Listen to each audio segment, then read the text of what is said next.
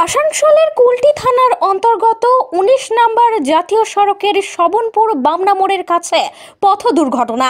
জানা যায় একটি ৪ চাকা গাড়ি আসানসোলের দিক থেকে ঝাড়খণ্ডের ধানবাদের দিকে যাচ্ছিল।